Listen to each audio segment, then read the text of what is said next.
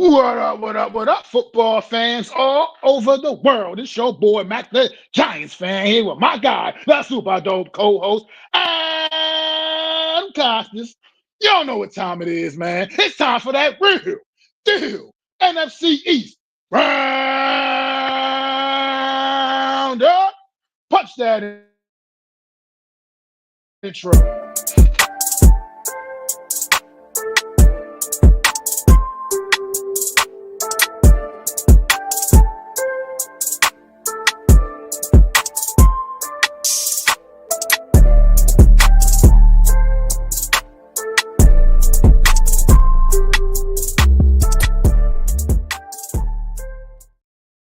Good afternoon, everybody. Welcome to another edition of the Real Deal NFC East Roundup. I am Mac the Giants fan, here with my super dope co-host Adam Costas. Adam, how you feeling today on this Wednesday afternoon? I'm feeling like the season can't get over any quicker, at least for our teams, right? I mean, I don't want it to be over because I love doing the show with you.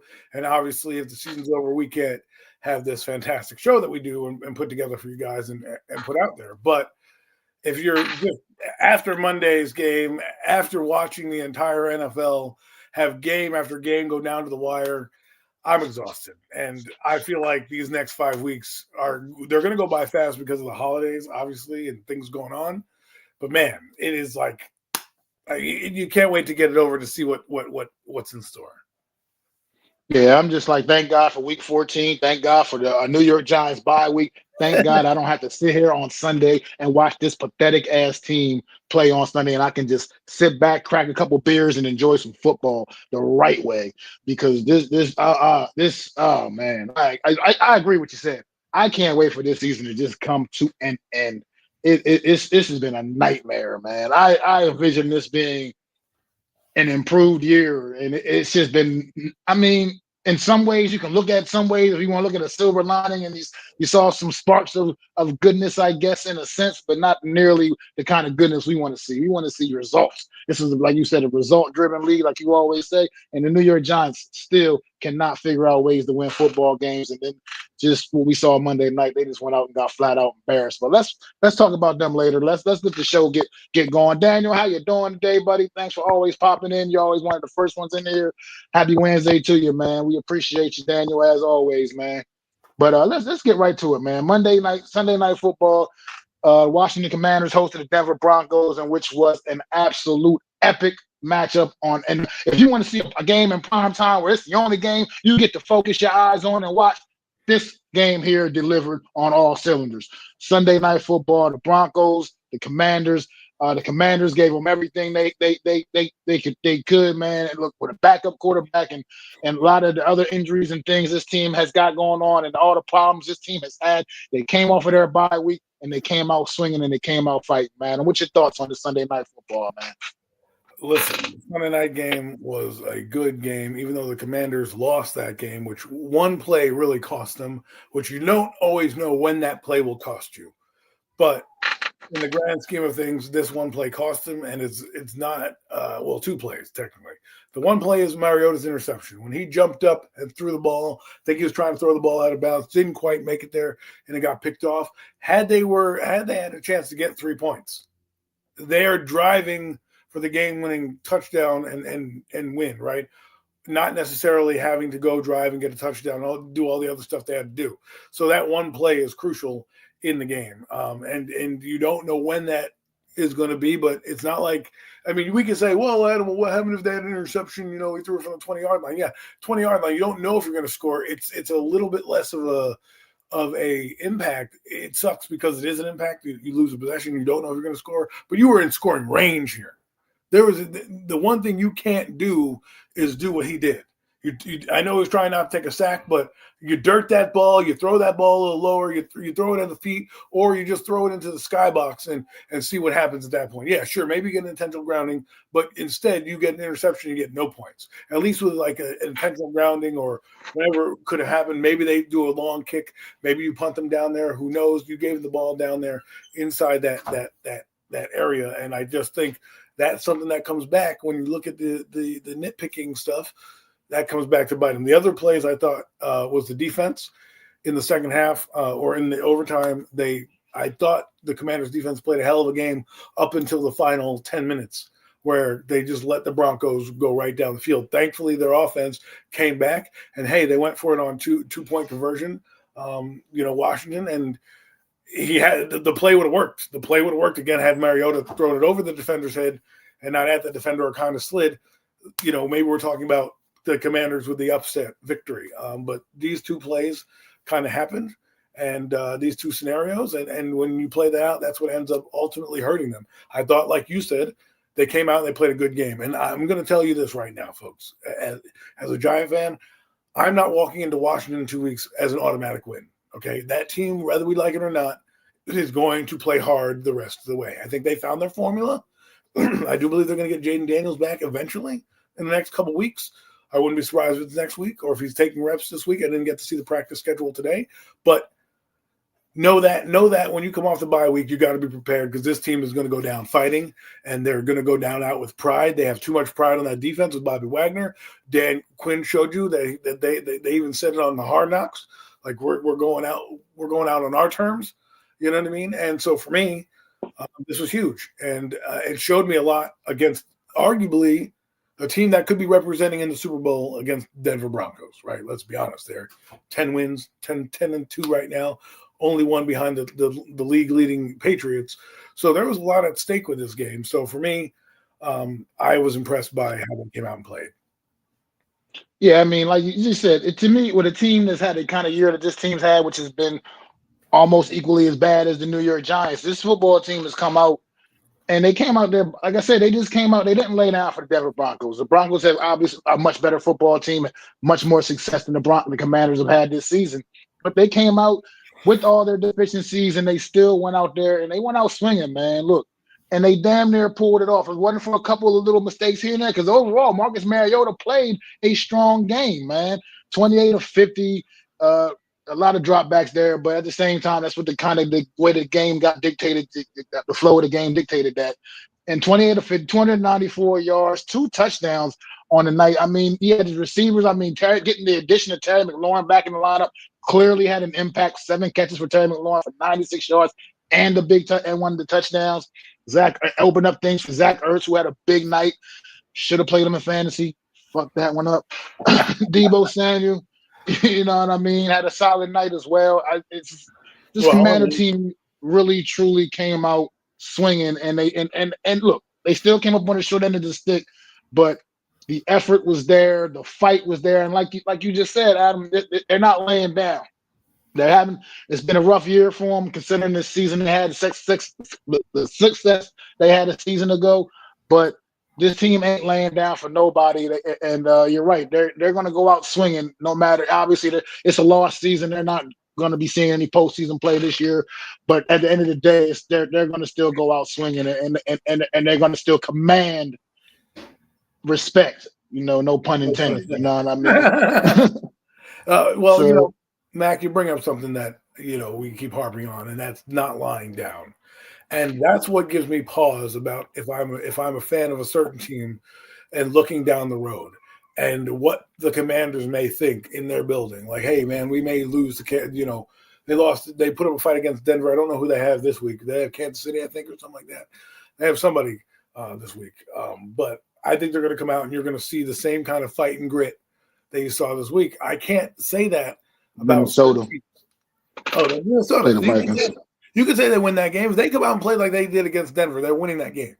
Let me tell you what, if that same quarterback is playing again, they're probably going to win, because that quarterback was terrible for Minnesota on Sunday. Goodness gracious.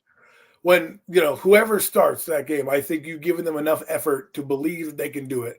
And a team that's in their weight class, like Minnesota and like, the Giants, they're not an easy out anymore. They look like they come back with a re-sense of life.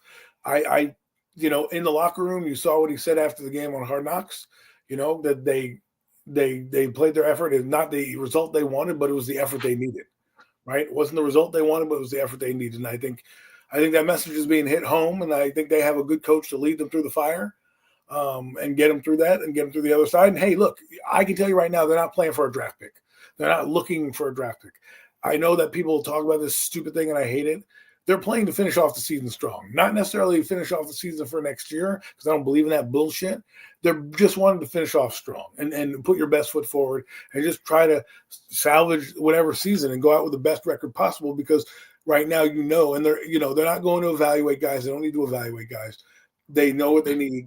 They have their weaknesses out. This is a chance to finish the season strong and try to get back into that belief that next year, when they do have now an off season, and they obviously don't have that many draft picks, but they do have a first round draft pick, where they're going to invest their money now, probably on the defensive side of the football, right?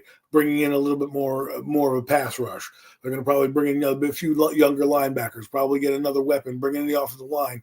They have that chance to do that. They have a coach and a front office that is willing and able and working very well together, where I can see them with their new schedule, right? Because their schedule is going to be like a third place schedule next year, probably, because I think that they're going to end up third over the Giants, believe it or not, third or fourth place schedule. They're going to be able to win some games. So there's that. Yeah, I do. I'm with you right there, and I think they're pretty much their off season is going to consist of. I believe when they get to the off season free agency, I think there's going to be maybe a focus on maybe a couple of more, maybe additional pieces on the offense. Still continue to work on that offensive line and build it up a little bit more. And I think that when you get to April in the draft, they're going to be really defensive heavy when it comes to the draft, and really, really trying to revamp that defense and get some pieces on that side of the football to build this team around. Because I think. We didn't really get to see the dynamic play of Jaden Daniels as much this year, obviously, with all the injuries he's been dealing with. But I believe that this is still a pretty good football team when it's all said and done. And they need a few more additions to really help bolster it up. And I think I think this team is still trending in the right direction, even though they had a really rough year this season. I mean, it's just a lot of circumstances. You didn't have your wide receiver, number one wide receiver, for basically the whole damn season. The quarterback's been in and out the lineup all season. It's just been a lot. No real running attack to speak of. And the offensive line is just up and down. So and the defense is, let's face it, pretty damn bad unit. So I mean, I think they know that that's the problem that needs to be addressed, and I think we're going to see that kind of approach when we get to the offseason with this football team. Yeah, and I agree with you on that. I think we have to be critical of, yes, they put in Mariota. He should have won some games. He hasn't played terribly. I mean, if you look at it, I'm pretty impressed with a coaching candidate on their sideline, and Cliff Kingsbury, and what he's been able to do with the limited guys in and out of the lineup, right? With different players coming in and different quarterbacks coming in. I really am impressed with what he is. And if I'm the Giants, I'm definitely looking at him at these last 4 games and how he conducts the offense as a guy that I potentially could bring in as a head coaching candidate. I thought this was probably one of the better games he called. And, his offense, you could see that he adapted to many different things. And that shows me that he has depth in what he can do. He understands how to maneuver his offense and still be able to put up 27 points that they put up again, or 26 points that they put up in that game. So against a good defense, right? We're talking about a team that was in shambles and wasn't leading like the Giants did or anything like that. They were in shambles, and they were able to make plays and bottle up Bo Nix and have a real solid plan. And I do believe with the coach that they have, they'll be able to weather the storm next year. Like I said, if you think about this is like the teams like in the mid-'90s for the Giants when you had Jim Fossil and that. You knew the season was lost, but you knew Fossil was coming back, and he was the coach. It wasn't like he was a terrible coach. Just circumstance is what circumstance was, right? Quarterback goes out. Defense doesn't play as well as it did last year. And I let them, not trying to make excuses. They didn't make excuses for themselves, and they would tell you that they should have played better as well, which I do agree. But when you put it on the table, I think they have the best chance of bouncing back over everybody else because, one, they have the quarterback, they have the coach in place, and I think they'll be able to retool, like you said, and kind of revamp that defense, which is really the pass rush. Bringing in Von Miller at 30, 40, almost 40 years old, I think you're going to want to, dig a little deeper into that talent pool, make a move somewhere, spend a few free agent bucks, whether that's Bryce Huff, who might be a free agent, or maybe bringing in Hassan Reddick or something like that to kind of see if he can resurrect his career. You're going to need to maybe draft somebody. Hell, maybe knock on the door of the Giants or one of these NFC East teams to see if they're going to trade anybody. Maybe bring in Jadeveon Clowney at the end of the year if he decides that he's out of the Cowboys price range. Like, they're going to really need to do something, because I do believe, they'll be able, once they get, Latimer back, Trey Amos going to be a little bit healthy and a little wiser. I think they really need safety help. I think their secondary would be a lot better if they could get 2 good safeties, because they weren't. You remember, Dan Quinn was perfect on the Legion of Boom in Seattle. I think that's what they weren't trying to build up, is get those good DBs, have solid linebackers, and then get their pass rush going. It's not working out, but I think that's where I would search and shop for them. I know I'm rambling on. Sorry. I'll land that plane now. No, I mean, I agree with everything you're saying. Like I said, I just think this team just dealt with a lot of adversity that just made them left for a rough season. I mean, also they didn't sneak up on anybody this year as well. It was different last year, kind of sneaking up on people. People didn't coming into this year a season ago. People thought you were going to be a bad football team. You ended up being pretty damn good. This year, you came in expecting to be pretty good. People expected you to be pretty good, and you kind of people took you a little more seriously. I don't want that's like you said, not an excuse for the results that you have here, but at the end of the day, this team dealt with a lot that has dealt with some adversity, and the fact that you saw the effort that you saw Sunday night from this football team that was looking dead in the water, that a couple of weeks ago I thought the New York Giants would actually have a real chance to leapfrog and put them in the cellar in this division. I'm not really feeling so confident about that right now after the effort I saw Sunday night. And if they can get Jaden Daniels back in the lineup to finish the season out, that's only even better for them as well, man. Like you said, it's just they're focused on finishing the season strong. They're definitely, like you said, they're not tanking for draft picks or anything in the sort like that. This is not the way this team is built or the way this team is run. So it was good to see them come out and play some good football for the first time in probably well over a month that we've seen them play good football. And it was good. It was good to see for if you're a Washington Commander fan. I think it kind of gives you a little bit of hope the rest of the season, just to let them finish, maybe possibly finish out strong. They got a very winnable game this week, and couple other winnable games left on the schedule. Let's face it. I mean, the rest of their schedule is not exactly not a murder's row of opponents. So, this team, they could finish the season strong, and we'll see, man, and we'll see what they do going into the off season and how they build this thing back up. But you have any final thoughts on the Commanders, Adam, or are we ready to move on? Well, I'm good to move on. I think we've touched on everything that for that game at least. Absolutely, and it was a tremendous game Sunday night. I definitely enjoyed every minute of it. Sitting there at work watching it on my phone, it was definitely an enjoyable one. But yeah, let's talk about Black Friday, man. Let's talk about the defending world champs, man, and the same problem that seems to be persistent with this football team, Adam. And I'll let you talk about it, but this offense is something is not connecting with this offense, man. What's your thoughts on Black Friday and the Eagles and the Bears, man? Well, it's interesting. As I talked to an Eagle fan, the Wednesday of last week, I think the day of the show, we did the show a little earlier in the day, and then I went and picked my son up, and we played football. Oh, no, excuse me. We played football Thanksgiving morning. So not the day of the show. The day after the show, we were out playing flag football with my son, which was great, by the way.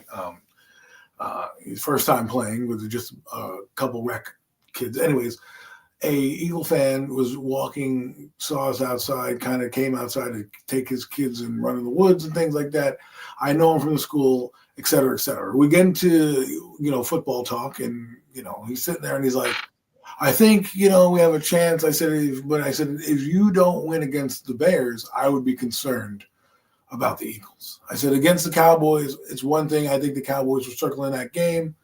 NFC East, I get it. You lose to the Bears, then you have real problems. And I'll give a shout out to Mac, who, picked the Bears to be the NFC North champions early on in the season, has rode that ship all the way here. There's still a little bit ways to go to see if that prediction will hold water, but he did also mention they would go to the playoffs, and I think it's trending in that direction after this huge win. And there's probably a crippling loss for at least the Eagles. I don't think that they're going to be the number one seed anymore. I think they have a lot of issues going on internally that they need to fix.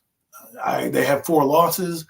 Hell, I could see them losing some games and losing the division if you think that's out of the realm of possibility. It's not, with the way the Cowboys are playing and how favorable the Cowboys schedule is. And we'll get to their magnificent game in a little bit. and how they really kind of saved their season. But I think the Eagles need to put the 5 alarm fires on. Right, they play the Chargers this week. I think this is a huge Yes, game, sir. and I just think when you play the Bears, who I didn't think was fraudulent, but I didn't give them the credit that they deserved. Right, because I thought that they, going into the game, I wasn't saying I was impressed that they couldn't beat the Giants. I thought it was an anomaly what was happening in that game. I think a lot of people kind of fell into that giant where the Giants kind of wear the clock out on you and things like that. I think they showed up. The better team eventually won, right? The Bears were the better team. They found a way to win. Giants were not the better team. They found a way to lose. In this game, the Eagles found ways to lose the game. The tush-push fumble that happened with Kayvon Thibodeau, guess what?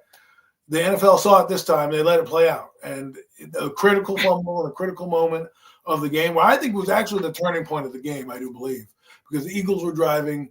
They had a chance to, I don't know if go up in the game, at least tie the game, at least get some momentum back on their side. They lost that tush push, and I think that's where the wheels kind of fell off the bus for the Eagles at that point. They couldn't figure it out. And give credit where credit is due. That run game for the Bears was epic. They were epic. That defense came in there, and they were stopping everybody. That defense was very good. They came in there and they made that Eagle defense, which is ranked pretty high, at least top 10 in many categories, especially the run game. They made them look like a varsity, a JV team out there. Excuse me, because they were just running up and down. Like Caleb Williams didn't have a great game. He did have a phenomenal throw to the tight end to kind of seal the game for the Bears. And you know what? That sometimes we got to look at things. Maybe Caleb Williams' stats weren't great, but he did enough to put his team in a position to win the game. And he made a critical throw in a critical moment in a game, in a spot that decided the game. And that's what you look for in a franchise quarterback. In the moment when I need a money play, can you make the money moment? And he did. And so you got to give kudos to him. Well, he didn't, like I said, didn't play the greatest game. He didn't need to, obviously, because the run game was doing what it needed to do. But the Eagles' offense, they are in trouble. They are in big trouble. Yeah, you just brought up a great point to bring me right into where I was wanting to go with this. Like you said, Caleb Williams, he probably had his worst game in over a month, to be honest. Statistically, it was just not really anything, ain't nothing to write home about. But he made the plays he needed to when he had to.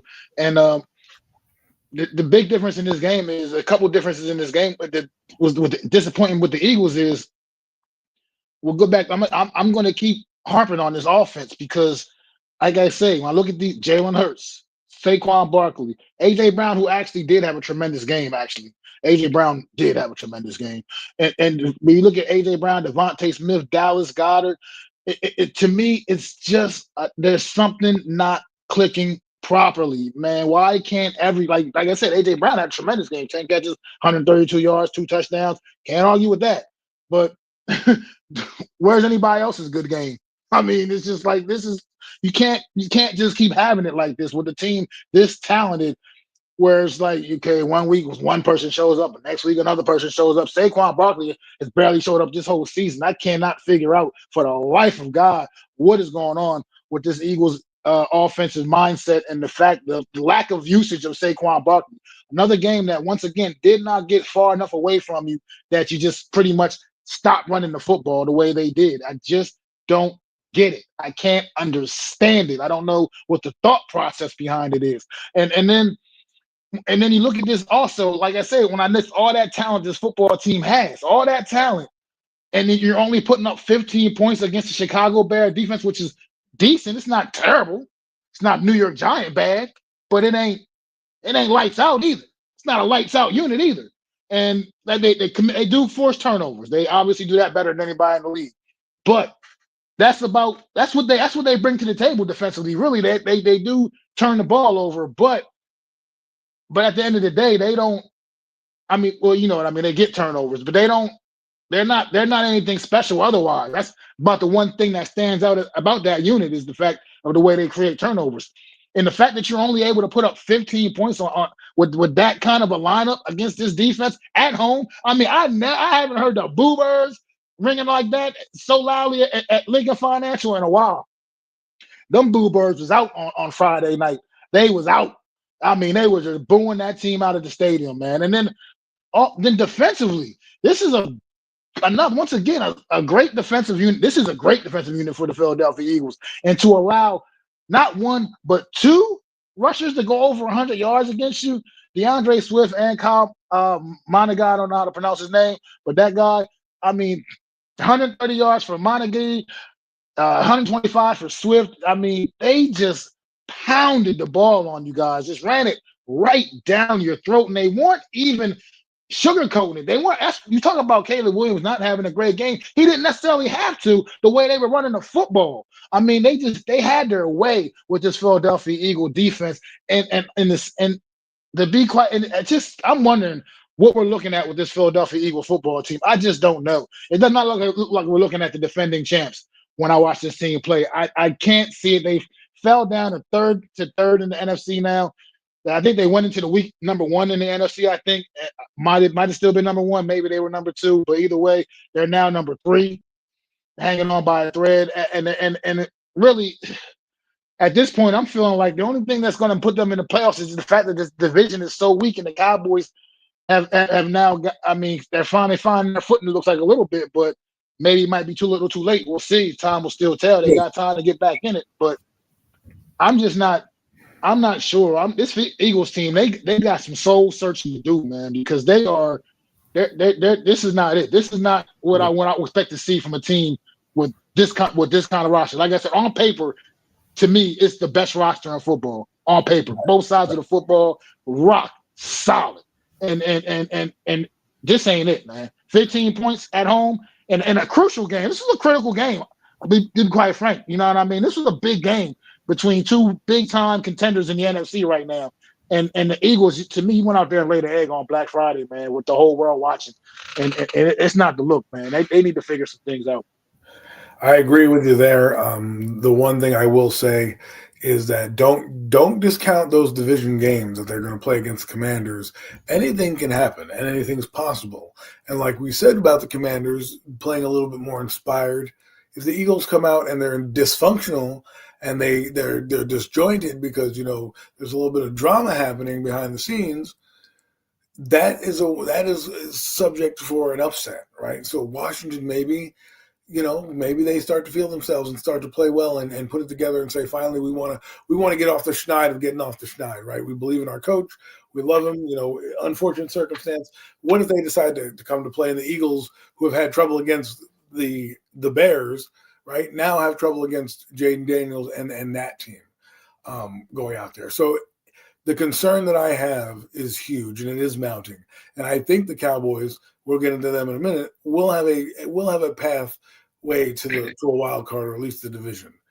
This concerns me big time because, again, you're going to try to be a playoff team, and the teams that are in the playoff hunt right now are all dangerous. Seattle, the 49ers, you know, not the Lions, Green Bay, right? Chicago, all the teams we're mentioning, Seattle, right? Rams, they're all able to put up points and all have good defenses. And if you are giving up 200 yards to the Bears, who are a solid offense, like you said, it doesn't bode well for them going forward, because these teams that are coming up have run games, right? They have strong, there is ability there, and they do play the Buffalo Bills. All right, they do play the Los Angeles Chargers. They do sneak in Washington, I do believe, twice there as well, which they could also lose one of those games. So it's not going to be I'm not going to just go out there and say, like you said, the division is theirs to be had.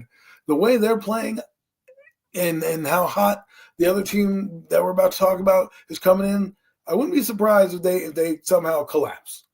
And at that point, we're talking about, who's going to lose their jobs and things like that, right? Because if they don't fix this offense, and I don't think they have that much time to do it, you have a little extra time because you play on Friday. If they don't come out this next game and just put up points, and they're struggling, this could be a collapse of epic proportion. I mean, it happened a couple of years ago to the football team. They still stumbled into the postseason, but we saw how that ended a couple of years ago. Yeah, and it could be something. and it could be a similar path. You know what I mean, like that, like you said. But here's the thing with this division. I think based off of when I look around the NFC North and the NFC West division, I believe, and I still stand. I don't think the NFC East, the NFC South are only getting the division winners in. I don't see the wild card team out of either one of those two divisions. I think the West and the Central and the North, excuse me, are just too damn good. These divisions are too good with the talent, with the teams in those divisions. The Lions might have played themselves out of it this past week too, possibly, but they're still in there and they're still hanging around, and they're still also a team You got the Panthers that you got too. like the Panthers. But like I said, the similar to the Panthers and the Bucks, and the same with the Cowboys and the Eagles. I think it's going to come down to whoever is able to win that division. And I just don't see a wild card team coming out of either one of those divisions. Like I said, with the North and the West so stacked, I just think you're getting three teams out of one of those divisions probably. I would think you're getting at least three out of one of those divisions. And right, I agree with you. I agree with you wholeheartedly. I think it's going to be one NFC East, one NFC South, and then the rest of the field is going to be NFC West and NFC North. Right? Absolutely. Probably two from the North, three from the West. That's five, and then your two division winners in the South and in the East. Right? So I agree with you 100%. I don't think, but what I do believe is that you got a team in Texas that saw this and is seeing a runway to the division. And I think that's what we got to start to talk about, because I just think the last thing on the Eagles is that 2023 season, which this is feeling like, they got out to that 10-1 start, and then they went, what? They were 11-6 or something like that, and they went 1-5 down the stretch. I wouldn't be surprised. I mean, they don't have 10 wins yet, and they have a couple games here against some opponents that are still going to be playing either for something or going to try to still give them their best shot, right? And they need to be wary. I would not say to them that this is going to be a cakewalk division. That's all I want to say about that, especially with the team we're about to talk about now. Well, no, like I said, the Cowboys are definitely putting the heat on them, but I'm just wondering if the Cowboys might have put themselves in a little too much of a hole. Because you look at the Eagles' schedule, the rest of their remaining schedule. I mean, let's face it, three of these games should be slam dunk wins. They should be. You can't always count the division games like that, but you never know. But Las Vegas, they got three of their remaining games are against the Raiders and two against Washington. I mean, they got the Chargers on Monday night coming up this week, and they're going to have Buffalo the second week 17. Think about this. All right, let me play the scenario out for you. Okay, let's give them 2 wins right now. Right, we'll give them the Raiders and we'll give them Washington. We'll give them 1. Right. Let's say they lose to Buffalo, they lose to the Chargers this week, and then that game against the Commanders really will be the game that either puts them over the top and they win the division, or they end up out if it happens, right? Because I know a lot has to happen, but that could be a scenario where the game for the NFC East is basically comes down to the last game with these 4 teams playing each other for the final spot. Because I could easily see the Commanders winning one of these games. And wouldn't it be nice? The Commanders go out on a limb and say, you know what, we're going to knock you out of the playoffs today, because if the Cowboys win, they're in, and if you lose, you're out, right? Because you'll end up, the Cowboys will be 10-5-1 or 10-6-1, and you'll be 10-7, right? And so that tie pushes them ahead. Let's say the Cowboys win, right?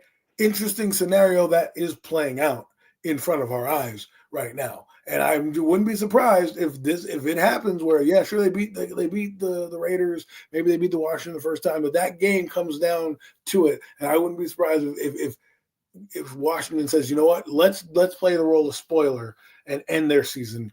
And so that's what I mean. I'm not guaranteeing them. I'll give them 2 wins, but with these next couple teams, I'm even throwing in that Washington game at either the end of the year that they're going to steal one, because to me, in my head, either game, especially coming down the stretch, we can knock the Birds out of the playoffs right now.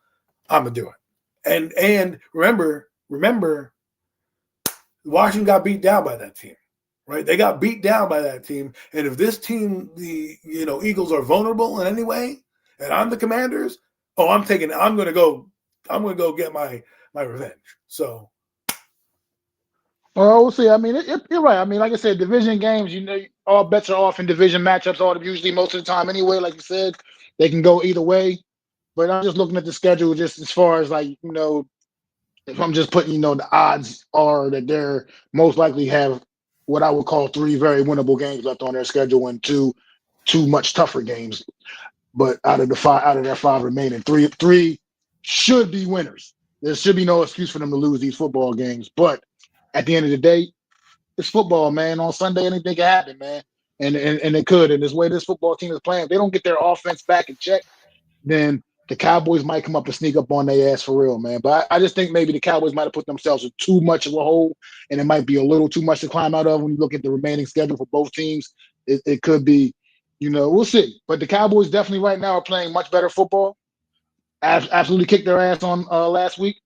And they're on a roll right now, and they feeling themselves. And we're getting ready to might as well segue right into the Cowboys, man. What they did on Thanksgiving, and what was a tremendous effort against the Kansas City Chiefs, man. Which they might have put but they might have put that final nail in the coffin of the Kansas City Chiefs season as well. The Cowboys did on Thursday night, man. If you want to talk about it, Adam. What's going on, Dion? Thanks for stopping in, bro. And Joe, appreciate y'all. I agree with Dion. It could happen. They could be there. But I thought the Cowboys played a phenomenal game. I tuned in a little bit after that game, a little late.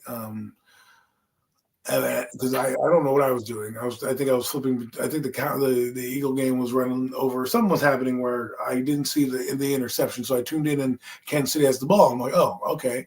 And then I hear, well, Dak threw this interception. You thought it was going to be same old Cowboys. It wasn't. They gave up the touchdown, and then they went down the field, and George Pickens and CeeDee Lamb, they just had their way with that Kansas City Chiefs team and that Cowboy defense. It made plays. It looked good. I'm not saying they're the vaunted monsters of Midway, but you're getting back Trayvon Diggs. You have Deron Bland. You have Ravel now playing. Your safeties are solid in Hooker and Wilson. Your linebackers in Wilson and Murray and I think I'm missing somebody else there. Oh, Overshown are pretty solid core of linebackers. Then you have your front four with now Quinnen Williams. Kenny Clark is playing out of his mind next to Keenan Williams. And then you have, the 41 Azarique playing well. And then that Houston kid, Odighizuwa, made his presence known in the game. They were making life miserable for Patrick Mahomes. And you need what the Kansas City Chiefs needed for that game not to be a blowout was Mahomes' magic at the end of the game to, get them over the top. Remember, the Cowboys had that double-digit lead going into the fourth quarter. And then, you had Mahomes do what Mahomes does in the late stages of a game and throws a deep pass to Hollywood Brown in the back of the end zone, which puts them down by 3. But it never really was a contest for me. I thought the Cowboys came out and did what they had to do. They brought out a big lead, and then the lack of firepower and just the overall defense of Kansas City didn't quite make the plays when he needed to. Like Dak Prescott played out of his mind. That throw to Javonte Williams, where you think he's running, and then he's not running. He pushes off his lineman, and he throws a little pass to Javonte Williams. It's like they just wanted it more. And you're right. I think that put the nail in the coffin for them.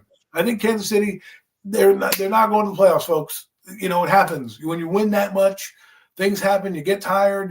People start to figure you out. You can't sustain that all the time. And I think they're going to, they're the Kansas City Chiefs. They're a formidable opponent. They're going to play the string out. They're an Andy Reid coach team. But you might have just seen the last of the dynasty, and I think the Cowboys did exactly what they needed to do to keep their playoff home play. You got to think about this, right? If the Cowboys have won maybe the Cardinal game, we're really talking about them being in the division race, right? And they've won, 3 in a row, and they're playing Detroit this week. And when I saw the Detroit this weekend, it's not out of the realm of possibilities for them to win this game. And then they play the Giants, right? I think they play the Commanders once, and I think they play somebody else that's pretty easy as well. I think they have the Raiders in there. Oh, no, they beat the Raiders. I think they have another pretty easy team on their schedule, right? So for me, the hardest game coming up is this next game on Thursday. If they get through this game with a win, I don't see them losing the rest of the way. This is the one flub that they can have and still kind of be in it. But to me, if they beat Detroit Lions, you might have to start to buy into what they're selling, because they're going to be favored in every game after this one on Thursday the rest of the way. And they will have a legit shot with what we just played out with the Eagles, who, while they will win, I do believe they're going to win the 2 games against the lesser opponents. I think it's only going to be 2, especially if it comes down to the Giants and the Cowboys, and then the Eagles and Washington, right? That game is probably going to be played at the same time on different networks. So you can, so they can, not be scoreboard watching, because the NFL loves to captivate audiences. So it's not a possibility. Who do the Cowboys play? They play Detroit. Who else? Cowboys remaining schedule is Detroit, Minnesota, the Chargers, Washington, and the Giants. That is a very favorable schedule, especially the way Detroit's playing the last few weeks, because even though Detroit beat the Giants, they didn't look good beating the Giants necessarily. And then they obviously saw what happened to them on Thanksgiving. Green Bay took it to them on Thursday. And so to me, that's very winnable for the way 2 teams playing completely different levels right now. The Cowboys are playing much better football than Detroit right now, I feel like, over the course of the last couple of weeks. So that's very winnable right there. Minnesota obviously is a very winnable football game. The Chargers, you never know what version of the Chargers you're going to get. And then Washington, Washington and New York. I mean, let's face it, those are games that the Cowboys should win. So, so the only game outside of this, and spoiler alert, I think they're going to beat the Lions, right? So the only game I'm worried about for the Cowboys is the Chargers. But if they can and I think they're playing the Chargers in Dallas, if I'm not mistaken, right? I think they're going to Detroit this week, but they're going. I think if I'm not mistaken, the Chargers coming there. You can correct me if I'm wrong. You have the schedule up. Are the Chargers going into Big D? The Chargers is at Dallas, yeah. Yeah, so, and the Dallas Cowboys in the last hour, they threw a stat up on Thursday. They're like 21-2 at home. So they play very well. No, that's only against the NFC East teams. No, that's against NFC East teams. That's against NFC East teams. That's what it said. Oh, was it NFC East teams? I don't know. Yeah. Either way, against the division. I know they have a great home record regardless, right? Someone mentioned that they had some great home record regardless. So Chargers on the road in Dallas, I can see them winning the game. The problem I have with the Cowboys is if they beat the Lions this week, I think we're gonna have to really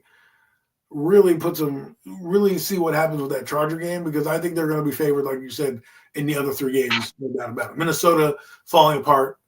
And I think, you have Washington and the Giants, who I think you can, at this point, I don't think, we'll get into the Giants in a minute, but I don't think they're not going to be favored in that game either. So it's going to be fun. If you're a Cowboy fan, buckle up, because if you win this game tomorrow, I mean, think about it. When they get to that last game against the Giants, that could literally be for the Cowboys season. So it ain't going to be no coming out there and laying down. That could be for their season right there. That could be for all the marbles for the Cowboys. They're going to come out there and want to kick the Giants' ass that last game of the season. Ain't going to be none of that bullshit like last year with the Eagles coming out and and they still, even though they still won, but they were like kind of half-ass going through the motions, obviously in that football game. Right. But there will be no sitting of Dak Prescott in this game or any of that stuff when it comes down to it. But first things first, they got to get through Detroit, and I think they will. Yeah, it starts with that. Like you said, and Dion brought up a good comment here about Herbert with his broken left hand. Haven't heard any final verdict on him, whether he's playing or not Monday night, but that definitely have a difference on that game. And if it'll have any impact, any lasting effects, where if he'll miss any sustained time. As right now, I don't think he's been ruled out even for this week, though. So I don't know. Cowboys game ain't for a couple of weeks. By the way, Dion's a friend of mine. He's a Cowboys fan. Cowboys game ain't for a few weeks. And so he most likely, I would think he'll be back for that game regardless. But at the same time, a broken hand, I mean, even though it's his non-throwing hand, that still can have some effect on you, So we'll see how that comes into play too. I think right now for that game for the Chargers, right? I know they're playing. I think they're playing the Eagles. I just think they have a better running game, and if the Eagles can't stop the run, I just think they're going to be in trouble. I think these are the 2 games on the Eagles schedule, I believe, Chargers and Buffalo, because Buffalo still They're going to still want to be in the AFC. They're still going to want to try to finish because you never know what happens with Denver in these next couple games, right? That maybe they lose one to whomever. It's football. Shit happens, right?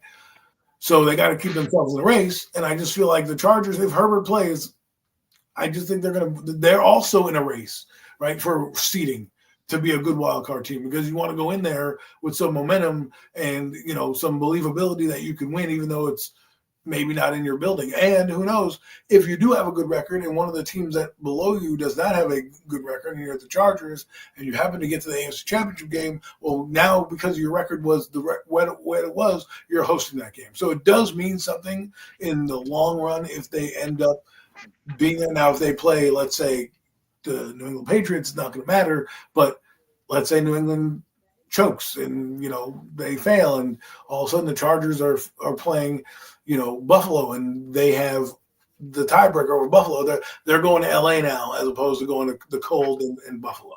So it will matter. Yeah, I agree. And this is a crazy season this year in the sense in both conferences. Like this is December now. We're here in December. Usually there's at least one or two teams that are just standing out above the rest of the pack where someone steamrolling their division, whatever. But it's not the case this year. There's a lot of moving parts right now in both conferences. Nothing is really cemented. Every week the cards just seem to shuffle, you know what I mean? Every week. And it's been kind of fun, other than the fact that we're Giant fans and we have no fun watching football at this point right now. Other than that fact, it's just overall, this has been a kind of good season to be a football fan. It's a lot of good compelling storylines this whole entire year, man. Like I said, look at what's going on in the NFC North division, the changing of the guard, so to speak, possibly in that division, and the NFC West, how rock solid that's been. Look at Denver out in the AFC West, the AFC North now where Baltimore has come back to life. And even though they lost on Thursday night to Cincinnati, but they've come back to life a little bit, gotten back into that division race. Cincinnati has a pulse. Cincinnati once again has life. Yeah, I mean, this has just been a crazy, crazy year, man. I mean, look what the Patriots are doing over there in the AFC East right now. I mean, a lot of people thought the Patriots were going to be pretty decent, but I ain't going to lie. I didn't think they were going to be quite this good. You know what I mean? They have really turned it back around up there, finding their quarterback in Drake May. So it's a lot of good football all season, man, in both conferences. It's been, like I said, by now, usually somebody's kind of standing out where you just know, okay, well, this team definitely going to be number one or do this and that. And that's just not the case right now, man. It's like wide open right now in both conferences. It's pretty fun to watch as a football fan. But any final thoughts on this Cowboys game before we get to the shit show, bro? No, I think it's time to move on to the toilet bowl. Let's get to it, man. Monday night, yes, under the primetime lights of Monday Night Football, the New York Giants went out there and embarrassed themselves yet again on national TV in front of the whole damn world, with the whole world watching. New York Giants looked like fools, looked like idiots. And it was their worst performance of the season. And it's weird to say that for a 2-11 football team. But honestly, in their other 10 losses, they at least looked pretty damn competitive. And this one on Monday night, they did not. They did not look competitive at all. The Patriots came out and punched them right in the mouth from the door, took the Giants' heart, and pumped the fuck out of everybody on that football team. Adam, I'm going to let you talk about it while I calm down for a minute, bro. Listen. First off, I want to preface people, I had a frustrating time with this game. One, because unfortunately I live in Eagle country, or I get Eagle feed, right? I somehow get the Philadelphia feed. I'm close enough. I still live in the state of where these teams play. I'm not going to give you all my location because I want any fan mail, but know that I should be able to see the game. I was not. So I went to stream it.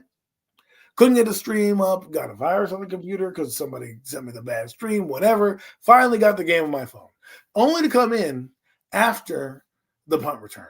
So I'm already listening to the game. Giants are doing their thing. They go 3 and out, boom, down the field. Well, they go. Let the Patriots go down the field, get the field goal, 3-0. You're like, okay. And then the Giants do what the Giants do, 3 and out, punt. Now they kick this ball, and you're like, wow, what a punt. All of a sudden, touchdown, 10-0. 10-0. I'm like, dang. Blink of an eye. Huh? That's a blink of an eye. Right, 9-10-0, and we haven't even gotten out of the first quarter yet.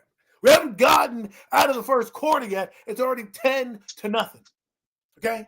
So then I'm continuing to watch this game, and the Giants get some life. They're starting to move the football, and then Jackson Dart gets fucking lit up by Ellis. And let me tell you, they said something on the broadcast that Mike Vrabel came in and he said they preached violence this week. They wanted to be violent. Guess what? They got the message. They got the message. The Patriots understood the assignment. They understood. They broke the Giants' will in this game from the very first snap. They did not let up. They were relentless, and they just kept coming and coming and coming. And then here you go, right? Jackson Dart, boom. They get the ball. You think they have a chance. The Patriots go back down the field and score, right? So now the Giants have the ball, right, inside the first half, and you're like, no, nothing. We might be able to do something. We're moving the ball here. We're getting to the field goal range. We just scored a touchdown with a 30-yard Slayton touchdown, which I don't know what happened. I think it looked like everybody froze on the Patriots when they caught the ball. Like, oh, are we supposed to tackle that guy? And he ended up in the end zone. And then I've seen something that I never thought I'd see in the history of football. I'm watching this kick. Mind you, I'm on a small little screen. A small little screen. And I'm watching this, and I'm looking at it, and I watch it, I'm like, what? And I'm starting to laugh. My wife's like, what has happened? Why did he hit the dirt? Now, normally you think it's a tipping wedge. He just takes the dirt and follows through. Nope. It's as if his foot got glued to the ground and it didn't move. And then Jamie Gillian's like, he's standing there looking at the ball like, what is happening right now? He gets up. He tries to do something. He probably should have just thrown out the play. And, of course, we have the Three Stooges out there, a calamity of errors going on and a sack. And now the New England got the ball in good great field position to now add another touchdown before the half. Because we have a kicker that decides to stop kicking midway through the kick because he saw a slight movement. You know what you do? Just keep going. Just blast that thing. It moved so little. Like I saw it move, but it tilted a little bit like that. He still did enough to hold the ball and, get it in the end zone. And I'm sitting there and they're talking about the special teams coach. And I'm listening to them. I'm like, I don't even know who the fuck this special teams coach is. That's how bad the Giants special teams is. I didn't even know the guy's name. And I'm like, they're featuring this guy. They're like, oh, blah, blah, blah, special teams coach. And I'm like, damn, not only does he suck at evaluating kickers, but this situation has been you let up the fucking, 90-yard touchdown on the kickoff. And then you can't even do a kick when you're in a chance to steal some momentum back in the game, and your kicker does that. And now you fast forward to they give the ball back again with like a minute to go in the game, right? 4th and 1, I think it was that you said.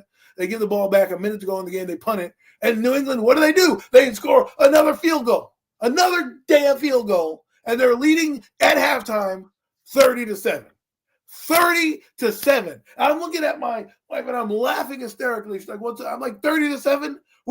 We have played 4 quarters of football in 2 quarters. Literally. That's how hard they were hitting us. Oh, you know why we got the ball back? Because they absolutely destroyed Gunnar Olszewski. I've never seen a man get bent in that half. And guess who it was? It was Ellis again. Bam, he nailed that dude. And it looked like the Giants at that point did not want to play anymore. They came out flat. They got the shit pushed in early on, and they never recovered. Yeah, let me see. Where do I even begin with this bullshit? With the fuckery that was Monday night? Where do I begin with it, man? Because it's just there's a lot of things about this football game that angered me a lot. It's not about, and the loss ain't one of them. Losing the football game, excuse me, I'm sorry for that. Losing the football game was not one of the reasons that I was angry, because I didn't expect to win any damn way. But what bothered me about this football game was there you go, you put it in there, how soft the damn New York Giants are, how soft they proved to be on Monday night, because clearly the Patriots came out here with a game plan to take the physicality to the New York Giants. All well and good, because you can say what you want about the Jackson Dart hit on the sideline. It was clean. It was legal. It was a legitimate play. Dart needs to get his ass out of bounds in that situation and not take a big hit like that. So that's on Jackson Dart. The play was legit. It was legal. Nothing wrong with that. It was just a very hard hit. A linebacker that, yeah, he put a little extra mustard on that thing, but hey, there's no crime in that. Nothing illegal about it. Theo Johnson, you get a little scuffle, okay, whatever. That's yourself. That's what you call yourself, defending your quarterback. Fine, whatever. Okay. Then Gunnar Olszewski, who arguably you can make a case has been one of the best New York Giants this season from a consistency standpoint, at least from what he's asked to do and what he's provided. So he's been one of your better players on the team this year. He gets absolutely annihilated on kick return. I mean, annihilated. I mean, decapitated. I'm thinking this man is still sleeping right now. That's how hard he got hit. Took his soul. And yet, nobody gets a receipt. Nobody goes out there and says, you know what? I'm not talking about dirty. I'm talking about within the ramifications of the rules, still go out there and match the physicality of the Patriots. Nobody stepped up and did that. No one did. You just took it, you just bent over, and you just took it. You took everything the Patriots was doing to you, and you just took it. You took it, you did nothing about it. You looked gutless, and you looked heartless out there. That's what bothered me the most about this football team on Monday night. It bothered me. It bothered me to watch that performance, to watch them have that kind of effort. If I watch my guy get blown up the way Gunnar got blown up on that kick return, I'm damn sure getting me a receipt anytime I get an opportunity. There was a point late in that football game when Drake Mays probably shouldn't even have been in the game still. I thought it was kind of arrogant that he was even still in the game still at that point, and he's still scrambling and for first downs and shit, and nobody's laying the wood on this guy. Why? Make it make sense. He shouldn't even be out there still. Make them understand that his ass shouldn't even still be on the field with the way y'all busting our ass right now, and he should be taking the rest of the night off. But y'all got him out here, we're going to lay his ass out. Nobody did nothing. Nobody responded in any kind of way. The defense nothing. 27 points, by the way, just to let you know. Nobody responded. It was just weak. A weak effort all across the board. Mike Kafka, you coached like a wet female part. That's what you coached like on Monday night. It was absolutely ridiculous. Watching that 4th and 1, when that camera panned to Jackson Dart's face, oh my God, you can see the look of disgust in that young man's face because he knew we're down 20 fucking points, 27 to 7 at that point, and we're going to kick the ball back to these guys with a minute plus, and they got a couple of timeouts in their back pocket. What do you think they were going to do, Mike Kafka? They were driving the ball up and down the field on us all day, a whole fucking first half. You thought all of a sudden now they're just going to fold and not be able to put a few more points on the board before halftime? Like, what is your thought process in that? It's just ridiculous to me, man. This whole game was a comedy of errors. Every phase of this football game, the New York Giants were absolutely defeated in every phase. Offense, special teams, defense, it was all a joke. This chain of events, because somebody mentioned in the comments earlier, yeah, it didn't start with the Young Wei Koo kick. It started with Theo Johnson dropping what was a surefire touchdown in the end zone. I mean, you were in the end zone. The defender did play it well, but he didn't even touch the football. He never even located the football, truthfully. He was just in good position, but the ball only hit your hands, Theo Johnson. It went right through them, as a matter of fact. That started the whole downward spiral for the rest of this football game, because if you catch that touchdown pass and we kick the extra point, it's now 14-17. That's a whole different ball game. But we didn't get to that point. But then, okay, we got an opportunity. Theo drops that. We got an opportunity to make it 10-17, which still could make it a different ball game. But then we get the dumb kicker comes out here, and I've been watching football for 40 damn years. 40 years of my life, I've been watching this game. And I've seen a lot of kickers kick field goals. I've seen a lot of kickers kick extra points. And I ain't never seen no shit like what we saw Monday night. Yet another New York Giant meme circulating through the internet. That's what we got. This guy kicking the damn turf instead of kicking the damn football through the uprights. This is what the New York Giants season is. That's what it's become. And like I said, I'm not mad we lost. I'm mad at everything leading to the loss because it was just bad. It was terrible all across the board. Like I said, I'm pissed off because the way they came out, like I said, they came out so physical, and nobody answered that call. Nobody answered the bell. Like I said, I'm not asking you to play dirty. I would never tell you to go out there and take cheap shots at anybody. They weren't taking cheap shots. They were just taking shots.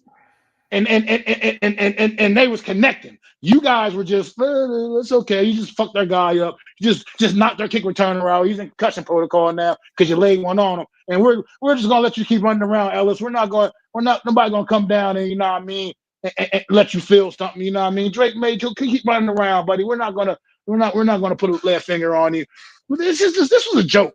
This whole shit was a joke. I got to a point on Monday night where I wanted to just man, I wanted to just take my eyes out because I couldn't watch no more of the shit. I had to keep. I started just cutting this shit off. I couldn't watch it no more, man. It was bad. This whole team. This team was a joke, man. I mean, nobody showed up. Abdul Carter, you got your first sack. So the fuck what? You finally got a damn whole sack. Okay, good for you. To be honest, good for you. Good for you. You got your first. You got your first registered what they're calling the sack, whatever. You got that. Okay, so the fuck what? Finally, you finally got one. But the fact of the matter is, let's go back to let's talk about Abdul Carter suspended for the first quarter of this football game. Well, bench for the first quarter of this football game, whatever. Let's talk about that. Apparently, late blew off a special teams meeting or something. You're not going to convince me that this is the first time this shit just started happening. This has probably been an ongoing problem basically throughout the season, and nobody's been doing anything about it. You know what I mean? So the fact that this is what we mean about a new regime, new leadership needs to be on board because this shit probably been going on all damn year and ain't nobody been doing nothing about it. So this has just been a problem with this football team. This football team is how I don't know if you even want to talk about Joe Shane yesterday. If you want to, feel free. You don't have to by no means, but I don't. It's this team is just. It's an embarrassment. This is the most embarrassing shit I've seen as a New York Giant fan, man. This is embarrassing. How can you how can you be this bad? How can you? It shouldn't even be okay to be this bad at your job. It shouldn't be. Right. I don't know. I can't with this team anymore, Adam, man. I can't. I'll get into Shane in a minute, but I want to get into Kafka. Way to set the tone, bro. Your job is on the line here. Right. And you have more drama with Mike Kafka in the last 3 weeks than I have had all day with Brian Dable. With Brian Dable, I just knew the defense sucked. I didn't have all this other background stories and everything going on. We heard a few things. You're sure you had the Wink Martindale stuff, but there wasn't every week something else happening. How do you get benched twice? I don't understand it. And then you don't have your team even fired up to play. This is a big game. You're like, hey, man, Jackson Dart's back. Let's show the world on Monday Night Football that we are, that team you saw in Detroit dancing around, having fun. You look flat. And then you look like you give up. And this is on him. Part of this is on him for, the way the team came out. I didn't like some of the calls he made. I think he coached not to lose and not winning formula. Why you made your defensive line coach the defensive coordinator. The defense still gave up 27 points. I know they gave up 33 in the score, but I'm taking one away from the special teams, and they still gave up 27 points. So the Giants still lost by 2 scores regardless. Okay? The defense didn't look that much better. They had a few plays where you're like, oh, okay. But Tyler Nubin actually did something like, oh, wow, this guy might use him correctly. But you're still giving up points. And they didn't set the tone. Carter comes in, gets a lazy sack. I don't even think they really touched Drake May that much. And I just feel like from the top down, you should have fired everybody last year when we said to fire everybody. Now, let me get to Joe Shea. Okay? A lot of people keep telling me this guy is good. And I'm telling you, yesterday he came out and I heard his press conference. He's a dead man walking. He's a dead man walking. And the reason why I'm going to say that is because one of the opening questions that they asked was, do you think you are going to be here next year? I don't know who asked it, but that's what somebody said. And instead of saying, yes, I am, he said, I'm going to focus on the next 4 weeks and help Mike Kafka. That tells me your ass got chewed out and you're probably going to be fired. And they're just going to play out the string and they're going to fire your ass come Black Monday. That doesn't sound like a guy who knew what he was confident in. He got flustered on some of the questions and he kept referring to, I'm going to do whatever I can with Mike Kafka these next 4 weeks. And he kept emphasizing that. And of course he talked, and then he said something about not everyone not batting 100%. Dude, I don't want to hear that shit. You're not batting 100%. Come out and take some real ownership, right? He did a little bit. He's like, oh, 5 wins is not that good, but you could tell that he's rattled. You could tell that ownership, while they're sorting through this, the chaos of John Mara's illness and what may be going on with that behind the scenes, they informed him that you're probably going to be relieved of your duties, right? Because when the first question out of your mouth is, last year he told you, oh, I'm going to be back, all this shit, which he shouldn't have been anyways, but he was. And here it is. He's part of this mess. He's part of this mess. And when he was talking about assembling the team, oh, we've got a good running back, we've got a good lineman, we've got a good this. You just listed a bunch of good things. You don't have a philosophy. You don't have an actual identity. You brought in a bunch of shiny toys, but you don't know how to use them because you don't have. I understand the question. Exactly. I understand the question. Like, what the fuck was that about? I understand it. Obviously, you understood the question, you dumbass. But obviously, but you're not answering the question. But you're telling me about the shiny toys you purchased.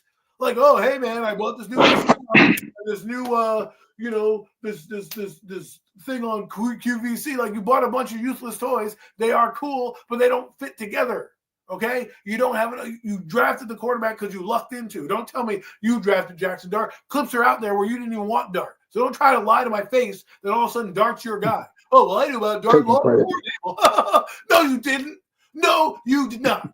Okay, you did not. You were there lab-assing with Shedeur Sanders and all that fucking company for months on end. For 2 years, you were over there. So don't try to tell me that you're like, oh, well, I found Dart before. No. In the draft room that day, what did you say? If he picks him, he's on you. Basically letting your freaking coach go out to dry if you pick Jackson Dart and it fails. It's not going to be my fault. I'll do whatever I can, but it's not my fault. And they're going to sit up there on a press conference and try to say, well, I knew about Jackson. No, you didn't. You didn't have conviction in the guy. You only went to get him because Dable pounded the table for him. Okay? You were going to sit back on your laurels and take Shedeur Sanders in the second round if he slipped that far. That's what you were hoping to do, right? You were hoping that Dart was off the table so you could got Shedeur in the second round and he could have showed up with that guy. Instead, what did you have? You have egg on your face. Your free agency signings. How dumb did he sound? Oh, well, if we can't sign a running back, we're not going to be able to get Runyon and Jermaine Oliver. What are you talking about? Are you kidding me? Your job is to figure it out. That is your job. That is your job. What are you talking about? Sorry, you didn't do the job to get the best player. So we didn't get rid of this great football player. We wouldn't have this average football player. Right. Okay, thank you. Okay. Are you kidding me with that? Like, like, that's your logic. That is what you're coming up here with. That is your bag right now. You should have said, I made a mistake. I should have signed Barkley. Looking at hindsight's 2020. No, you're like, well, like, I saw Barkley. I would have got Illuminor, who was an average tackle. Do you really think we wouldn't have been able to find somebody like Illuminor? Give me John you already did. You drafted Marcus Bowe in the 5th round this year. Exactly. and now Jermaine Illuminor is saying, I'm going to give you my last 4 games this year because you know his ass is not coming back. He's going to go cash in on payday because Mr. Short Change, Mr. Cheap Pockets didn't probably offer him a deal. Okay? So this guy is a complete moron. How could, again, I go back and say that some of the things that he said up there, you're just like, how do you have a job? Your job is to sign players. Your job is to put the best roster on the field. And your logic is, well, I couldn't sign 2 average players, so I had to get rid of an all-pro player. It was like when they asked him that question, the way he was he was just dodging it and then came up with that bullshit. I was just like, dude, you didn't just say that. Like, you didn't really just say that. Well, okay, let's talk about something else. And it came up doing this is about the leadership. And he was mentioning how he feels like this team has so many good leaders on it. Brother, does you look at this football team on Sunday? Do it like a football team that's led by good leaders?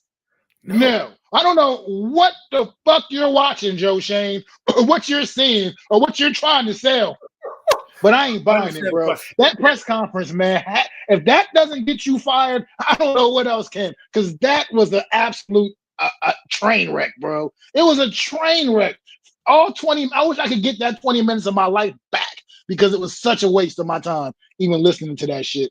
Well, It was talking about he has faith in his resources and whatnot. Like, how do you have faith when they failed in you. these resources when everything is failing?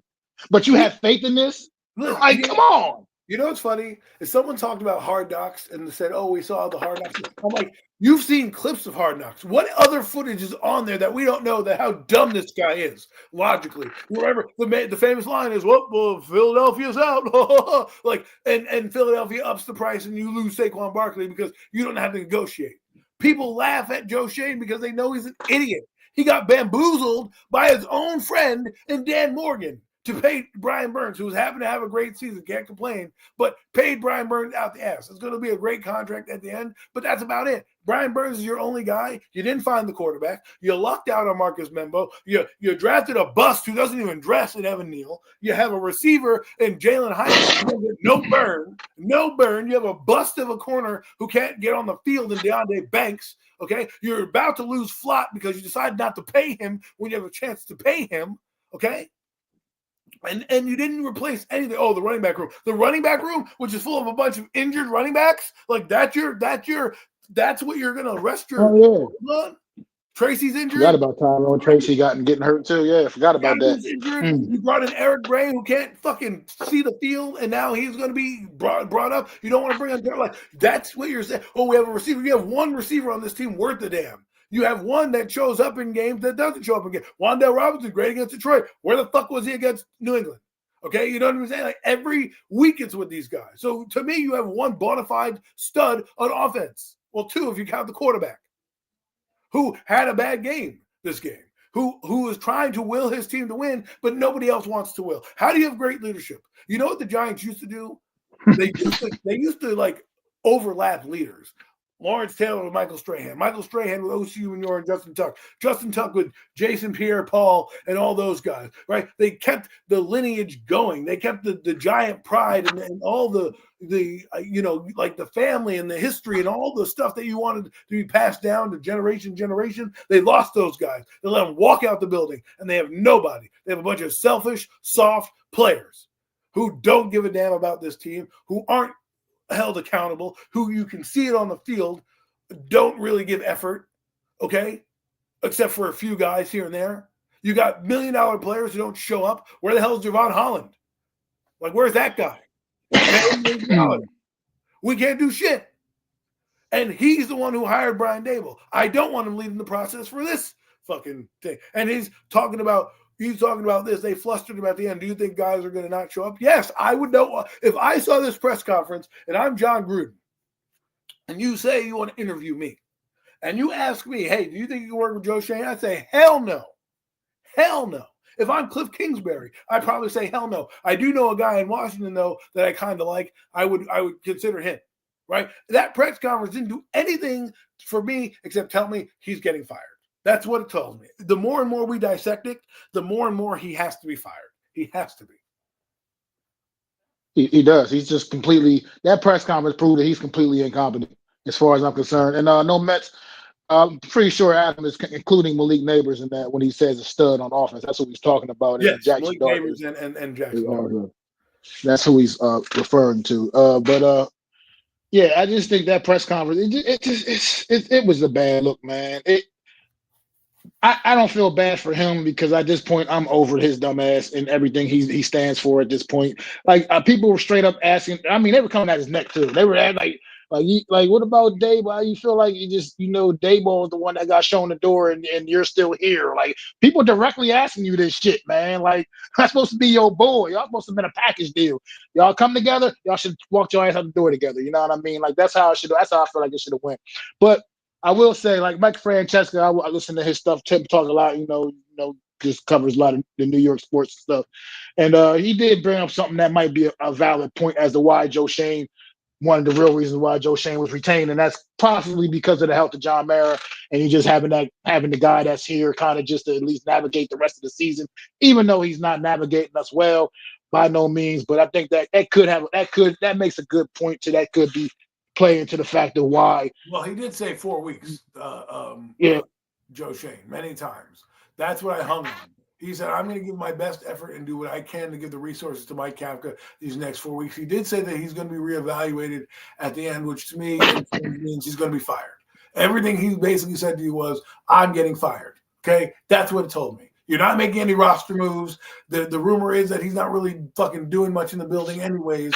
So he's just there, right? And once they get their faculties about them, they're going to be able to. And I do believe that coaches are not going to want to come here and be under his leadership and say, listen, I don't want to be like, you might get like a Chris Shula, a Mike Shula or Clinton Kubiak who might want to do that. But if I'm an established guy like a Kingsbury or Nagy or McCarthy or Tomlin or one of those guys, let's say Tomlin may not be available, but people keep throwing his name out there, but let's just say an established guy with some kind of clout, even like a guy like Hafley, who's been a coach at Boston College. I don't want this guy leading me. I don't want him picking my players. I don't want him any part of this team because I don't want him to interfere with what I'm doing, right? And I think that's what worked with Coughlin back in the day is him and Ernie Accorsi. They didn't always like each other, but they knew what they needed, and they knew how to coach it. And they brought it in, they had an identity. Tom Coughlin had an identity. His identity was smash-mouth, hard-nosed football. We've gotten to a point where we want to be soft, and we've got to find a different coach that's going to be able to navigate us that way. And I believe Joe Shane's a hindrance.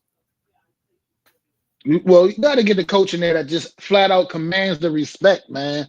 Like you mentioned Tom Coughlin. People can have a lot of opinions about Tom Coughlin, good, bad, and different, whatever. You know what I mean? But the fact of the matter is that man commanded respect. That man got respect. You know what I mean? It didn't matter. Star player Michael Strahan, you 5 minutes late to a meeting. You show up right on time to a meeting. He considers that late. You're getting fined. I don't give a fuck if you're the star player or not. You got to command that kind of respect. And we need a coach that can command that level of respect to overhaul this. We can't just, like I said, I can't. We can't just. It can't be some run of the mill. You know what I mean? Anybody just coming in. It needs to be someone with instant credibility that can come in and say, "Look, sit down, look forward, pencils in hand, take notes." You know what I mean? And that's what it is. Point blank and period. Well, it's none of this like this soft ass shit we're seeing and dealing with. This is what happens when you lose control of the football team. This is a football team that the inmates are absolutely running the asylum, and it's just nothing. Like I said, people hated. Some people hated Michael Strahan. Absolutely hated Tom Coughlin his first year dealing with Tom Coughlin. I mean, in them last couple of years, he absolutely hated the guy, but he got the fucking message. He was a superstar of the team, and he still got the message because nobody is above the team. Nobody, and you got to set that kind of tone, and that's just not. It's not here. It's not, like I said. You got a rookie who got one damn sack on the season, thinking he can show up late to meetings and shit like that. You allowing that bullshit to go down in the building? Give me a break. Give me a fucking break. Tom Coughlin would have deaded that shit in the head from the door. Well, he had a leadership council of guys that could police the guys in the locker room. Okay, nobody is doing that. And the worst part is the reason why this is also a bad look for Kafka and that why everybody should be fired is that we've had a history of incidents with this coaching staff and this leadership that lead me to believe that you need to clean the entire thing out. They need to just clean house and get rid of this guy and everything that comes with it. Even Kafka, I'm sorry, just get rid of it and let a new set of eyes come in here, GM, coach, and evaluate the roster top to bottom and say, you know what, I'll keep Dart. I like him. I like his potential, so I'll keep him. I don't want to keep this guy. This guy cost me too much. And go down the list and see what works for you, what doesn't. Because right now, I'm going to tell you this right now. I don't believe that anyone's going to want to come here and outside of free agents because they're going to be desperate. They know Joe Shane's going to be desperate. He's always going to shop hungry. You're always going to be taking advantage of him. And I don't want that as a GM. I want people that are going to – people are already coveting this job because of Jackson Dart and because of some of the personnel that we have. The one caveat is, do I want to work with a bumbling idiot? And if I'm a mainstream coach, I don't want to be linked to him. So, and as we keep unpacking this, I believe he's fired in my eyes. I believe he's fired because the way they put him out there in the press conference, how he was talking in the press conference, and he keeps saying that he's going to be evaluated. I think you've got to fire him because the culture right now is falling apart. You've got guys tweeting on Facebook or Twitter or whatever, right? You've got guys like Illuminor saying this is their last 4 weeks that they're going to give you. You've got Abdul Carter fighting with fans and not taking responsibility for things. Like, we need to get rid of Joe Shane as well, part of this whole regime that came in. He hired Brian Dable. It was with the sham of an interview session that they went through because you knew it was going to be him the entire time. I don't want that. I don't want a guy that's going to come in and go. I want a guy that's going to come in. He's going to sit there and go unearth every candidate. He'll listen to everybody and make the right choice. Don't make the choice because the guy has a name. Make the choice because you believe he's the right man for the job. Don't give the job because he has fucking giant ties. Okay? I don't hear that bullshit. All right? If the guy if you want to do head coaches, dip into the college ranks. See if you can pry one of the good college coaches that might be up and coming in there. Interview them. Make no stone unturned. Right? My guy, you guys know my top guy is Cliff Kingsbury. You got a guy pulling from the division. You hurt the division. You get a guy who's already been with an Arizona team. It turns out he's the best coach they've had there, right? He's the only coach that's brought them to the playoffs. The Cardinals, which was a shit show, and made them somewhat respectable when it was there, which is a hard thing to do with a team that's like the Cardinals. And he's innovative offense. I think he's a guy that may not – I don't know who's going to pick as a defensive coach, but you saw that things worked out. Kyler Murray was more of the problem than Cliff Kingsbury. They went after Kyler Murray, and Cliff Kingsbury got kicked out the league, right? But he's here. He's a guy that I would interview. You got Halfley. You got other guys out there that could do this job. Don't just be like, oh. And maybe you have a guy like Tomlin. If the Steelers collapse and they're like, you know what, Tomlin, we're going to go in a different direction. I don't want you to be like, well, I'm hell bent on hiring, Clint Kubiak because his last name's Kubiak, right? Like, no, I just make sure you get it right. And if it means you have to get a new GM in here, do it. And if that means he has to blow the whole thing up, fine. But allow a new set of eyes in here because this roster is his. And all the players that you're going to bring in from now on are going to be his players that another regime, that another coach may or may not be able to work with, and they're going to have to be kept because of your ego and you not being able to, handle that teams are being bust. Like, last thing I'll say, this team's going to be gutted next year, regardless. Like, you're not signing half his draft classes. The 2022 draft class, what? I'm not signing Kayvon Thibodeau to a big deal now that he's injury prone. Evan Neal's not going to be here. 2023, that most of that class you're not signing. Like, you don't have a lot of guys in 4 drafts that you want to hang your hat on. He's got to go. Yeah, he's not. I don't think he's leaving Notre Dame. It's Notre Dame's coach, right? Yeah, I think he's all right in this spot. Yeah, he's not leaving Notre Dame. I don't think. I wouldn't. But not to come work with Joe Shane. But no, that's the thing about that. Like you just said, see, I don't really want to talk too much about Mike Tomlin because the Steelers, the way they do business, until he's available, he's not available because he's not getting fired, folks. Mike Tomlin will not be fired by the Pittsburgh Steelers. It's not going to happen. All right, and the only way he's leaving the Steelers is on his own terms, pretty much. So unless he just decide to step down on his own and decide to step down, he's not going to be available. That's why I haven't really talked about Mike Tomlin myself personally. But like I said, you get the Mike McCarthy's of the world, guys like that. Like I said, if you just need to bring some kind of proven when somebody that can come in and be like had to kind of go to be like, I'm not working with this guy though, with Joe Shane. So you need to definitely get somebody that can come. Like I feel like you get some of these college guys, they're just happy to be coaching in the NFL. You know what I mean? In a sense, so to speak, where it's like they're not going to come in. It's not going to be too much pushback. I need some pushback. I need somebody that understands the situation and how dire it is. And Joe Shane ain't it. He got to go.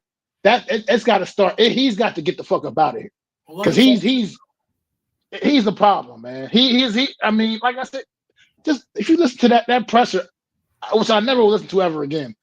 It was just a joke. Like I said, like how do you keep your job after even that? Just like everything was so non-committal in that press conference. I mean, Kafka's a good leader. You actually said those words? Kafka's a good leader. We need to set this team up for success for the rest of the season so Mike Kafka can have some success the rest of the season? What? Success in the New York Giants shouldn't even be going together in the same sentence, bro. Nothing successful about the New York Giants right now at all. Nothing successful about them at all. So it's got to start with Shane. Until they get rid of him, I think we're going to have a hard time in our coaching search. I feel like unless they get rid of him immediately following the season, I think he needs to be dismissed, put down. You know what I mean? Because I think we're not going to get any serious coaching candidates wanting to come here with Joe Shane as GM. I'm just sorry. That guy's a clown. From Hard Knocks a couple of years ago to everything we've seen since. It's just been bad. And to think there was one point in time, I used to actually like Joe Shane a little bit. Thought, hey, this guy ain't that bad. But yeah, he's a fucking idiot. And he's got to go. He has got to go. But I don't know. Adam, you want to talk about these games next week? Because we're getting kind of late into the show here. We need to start talking about previewing these games. Let's Giants on a bye week, much needed. And thank God we don't have to suffer through another Giants game this week. But the Washington Commanders going up to Minnesota, two teams, disappointing seasons. Neither one of them very good, but Washington really showed some promise on Sunday night. And if I feel like they get that quarterback out there they played against Minnesota played on Sunday, if that guy's running back out there again, I don't think Minnesota has much of a chance against anybody, to be honest. And I don't know how you feel about this one, Adam. What game? Sorry. Washington and Minnesota. It's in Minnesota. I think Washington's going to win. I think the Minnesota Vikings are scrambling at quarterback right now, and people don't realize Jaden McCarthy. It's really his rookie year, right? They were trying to tell you all this reps. When you're injured and on injured reserve, you're not really in team meetings. You're not really around the facility. You're not really taking the mental reps that they think you're taking. And you're seeing it right now, and they have nobody on there. And if that guy gets fired, Kevin O'Connell, he's a guy I'd like to look at. But I think the Vikings are reeling. I think the Viking defense did play well last week. They kept their team in the game somewhat, but they can only do so much, right? They fumbled. They made Sam Darnold fumble. They made him look bad. They had some stops, but when you're throwing in pick sixes and you can't get out of your own way, I just think the Commanders are going to, they're going to try. The Commanders, this is in their weight class right now, and I think they're going to steal one from Minnesota. I kind of hope Minnesota kind of gets blown out a little bit because I want their coach if they decide to fire him. But again, that's just me being a fan. But I think Commanders are going to win. Yeah, I like the Commanders. I don't know the status of J.J. McCarthy's playing. I don't even know if it matters that much. I just think he gives them a better chance, obviously, because he's a lot better than that quarterback that they had out there this past weekend. But I still think Washington, they look impressive even in defeat on Sunday night. And I just think, like I said, circumstances the way they are, looks like Minnesota, a lot of their guys seem to be kind of giving up on this season. Justin Jefferson was absolutely pissed off on Sunday after that game. I think Washington. I think Washington does get the win here. I think they haven't. I can't even remember the last time Washington won a football game. It's been forever. It has been 1, 2, 3, 4, 5, 6, 7 straight losses for the Commanders. Yeah, I think they're due, and I think this is where they get their mojo back with the next couple of games for the Washington Commanders. They could put together those two game win streak coming up, man. Here we're looking at their next couple of games, so.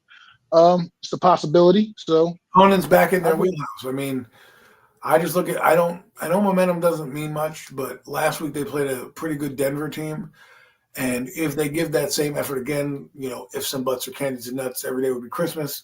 But if they give that same effort, I think they have a better chance of winning against Minnesota than they do against a team like Denver. But they went toe-to-toe with a team that we think might be going deep in the playoffs. So absolutely. That's got to count for something in terms of their confidence going forward and what they believe in. And I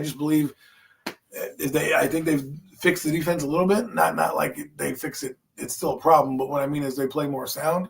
It looked like on Sunday night. So we'll see. I'm picking them to win.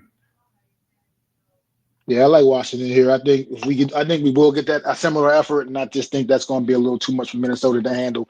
Plus, I just really feel like this team is desperate for a win, and that doesn't mean a whole lot. But I just feel like 7 games they've lost 7 straight, and I think this is finally the week they get a team that's like you said earlier in their weight class, and I think they get the job done, man, against the Vikings. All right, let's see. The Eagles got man. The Eagles got the Chargers on Monday Night Football, man.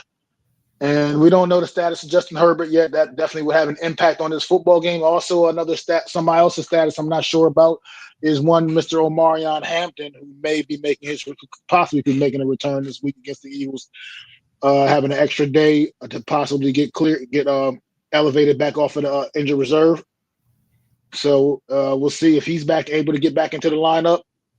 That could be a game changer for the Chargers as well. That kid, the young kid, very dynamic. How do you feel about the Eagles against the Chargers on Monday night out in LA? I think Chargers are going to beat them. Regardless of if they have Herbert, I don't think they need him. They don't. I don't know. I don't know who their backup is. I got to look that up. But I do believe they will be able to protect Herbert if he does play. Herbert sounds optimistic, but again, players are players. You can't take their word for it. But I think the Eagles need this game more so than necessarily. I think the Eagles need this game, and I think the Chargers realize, this is the reigning Super Bowl champ. We want to see if we stack up to that team. And unfortunately, right now, he's looking injured, Justin Herbert. He didn't practice today, at least, or they said he might not.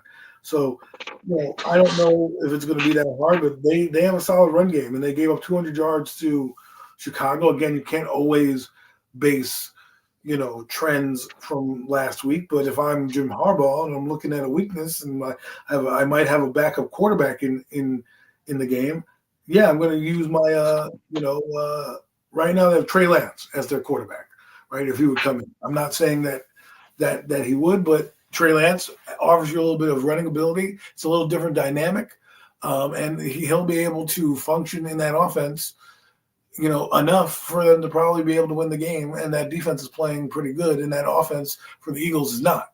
And that's why I think the Chargers are going to have their advantages on defense. Their defense is pretty good. And I think playing in LA on Monday Night Football under the bright lights, I think they're going to show up, and I think they're going to show out, and I think they're going to want again, I believe, Super Bowl champion and a team that's struggling right now, 2-game losing streak. The Eagles haven't been on 2-game losing streak in a while. I don't think, back-to-back losses, maybe in 2023. They're reeling right now. And I just think the Chargers have a chance. You never know what's going to happen with Denver. You still have to play them a couple times. Keep it rolling, baby. Keep it rolling. I don't know. I'm on the fence with this one, man. I feel a lot better if I knew for sure Herbert was going to be able to play and be effective. Because, like I said, even if he goes out there and plays, no guarantee he's going to be effective. Even with it being his non-throwing hand, he's not going to probably be able to take snaps under center. You know what I mean, and stuff like that. He'll probably be in shotgun, relegated to shotgun all night, and it's just kind of it just makes you a little more predictable offensively when you're limited a little bit. So I don't know how I feel. Every time I want to give this dumbass Eagles team the benefit of the doubt, they go out there and they just let me down. They drop the ball like they did this past week, man. On Friday they dropped the ball, and I feel like offensively this team just doesn't. They're not complete offensively for whatever reason. They don't give you enough. So you know what? I'm gonna go with it. I'm at 3 in a row for the Eagles, man. I'm going with the Chargers as well at home, Monday Night Football. I think the Eagles go out there and kind of give us the same thing they've been giving us, which is like really lackluster offense and just not able to just keep up with the Chargers, who could potentially, if they get on a roll, they can blow the doors off. Vidal was good last week, right? Mac Vidal, right? He ran all over the place last week. He has a chance to do it again against this team that gave up 200 yards against the Bears. So, when you look at those factors right now in the offense that is struggling for that, I don't think they're going to change anything tomorrow. Okay, they should have changed it over the bye week, and that's give 26 the ball. They still haven't figured that out, and they haven't figured it out in 2 games, in 2 critical games. Okay, so for me, this is the reason why I know they're getting that extra practice time in and extra days in, but I just don't believe in them right now offensively. And I just think the Chargers, want to make a statement on Monday Night Football, and Jim Harbaugh is going to, want to get those guys to say, "Hey, listen, we beat this team, we beat that team. Let's go show them what Charger football is really about." Absolutely. What is going on too, though, man? Happy Kudos. holidays to you, man, over in France, man. Good luck to you, man. And I will pray for your victims because I know you coming after them, man. I know you're gonna get after them, man. So I will definitely pray for your victims, upcoming victims, man. Hope you're enjoying life over there in France right now, man. Enjoying that. Good to see you as always, too, though. And we just talking about the NFC East like we do on Wednesday. Me and Adam just breaking down the NFC East. That's how we do every Wednesday at 5:30 p.m. But I like the Eagles. I mean, I like the Chargers. I'm just losing faith in this Eagles team. I think we could possibly be seeing a similar collapse like we saw in 2023 from this football team. And I think they better watch out for the Dallas Cowboys, man, who we can already talk about that one right now. The Dallas Cowboys going out to Detroit tomorrow night, man, Thursday night football, taking on the Detroit Lions, two teams desperately needing to win. The Cowboys just needing to win to keep themselves, to keep themselves on pace to possibly overtake the Eagles. And the Detroit Lions need a win just to kind of get back into the mix of potentially securing a playoff berth at all. Because right now, playoff started, the Detroit Lions would not be in it. So, what's your thoughts on this one, Adam? Oh, I think the Lions are meeting a Cowboy team that is starting to heat up, and I think, unfortunately, for the Lions, I just think they're not going to be able to handle that Dallas Cowboy offense. And while I do think Jamar Gibbs is going to have a good game, the Cowboys are hot and they're making stops here and there. They don't have to. They don't have to be. They're not a great defense, but they have enough to get a quarterback like Jared Goff off his spot. They have enough to make the quarterback like a Jared Goff throw interceptions. You know what I mean? So that's what I think is going to happen. And also, their run defense hasn't been spectacular at all. And I think Javonte Williams is going to have another good game. He's close to 1,000 yards. And I think Dak is playing spectacular football right now. And remember, they gave up 27 points to the New York Giants. Okay, they gave up a lot of points to Green Bay last week. They were in a dogfight, right? Their offense, you want to talk about somebody's offense struggling? The Lions' offense is having trouble as well. They are like a car that, I don't know if any of you got new cars, but my car does this and it annoys the fucking shit out of me. They put this mechanism in where your car automatically stops at a stoplight if you don't hit like a button to turn it off. It's like, oh, it's saving money. And then you hit the gas and it'll rev back up, right? That's like the Lions offense. They'll get going, they'll hit a stop, they'll turn off, and then they have to like rev themselves back up again. And that's how I feel like their games go. They're not the smooth, efficient offense that they were last year, moving the ball, doing this, where you're like, 8, 9, 10, 11 play drives. No, they'll score in like bunches, and then they'll punt the ball away, and they'll do this. And then it's always, to me right now for the Lions, maybe it's because of Dan Campbell and how he's calling plays. But ever since he took over, they had that one explosion, and then they kind of clunked their way through these games. And to me, I just think that's going to keep going. And a team like the Cowboys, who are like a car on the highway, finely tuned, driving, and their motor is running, they're not stalling out every time. They might stall out because of a drop pass, but it's not as clunky. It's smooth. The guys are getting open. George Pickens is a beast, right? Where, and then defensively, they don't need to do much for this Lions team. They just need to do enough to get them off the field. And the Lions, who have been clunky on offense, will be able to keep the Cowboys in this game. And I just think the Cowboys are playing good football, and they know what the message is. They know what it is. One game at a time. We control our own destiny. We win this game. We have a shot. Yeah.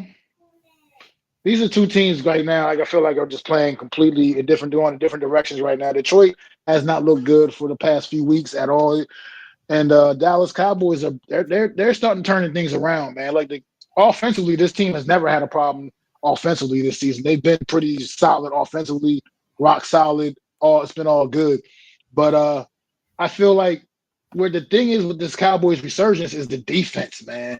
Defense is starting to really show up, man. They're starting to make plays.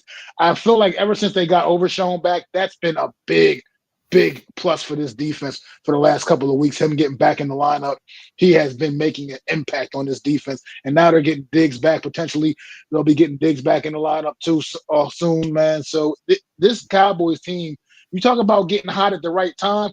This could be one of those stories where just like that, where they're getting hot at the right time, and it's clicking on Austin. It's one thing when they went out there and they had to worry about just trying to outscore people, but now their defense is actually legitimately stopping people. So it's. I think that's the difference in this football game.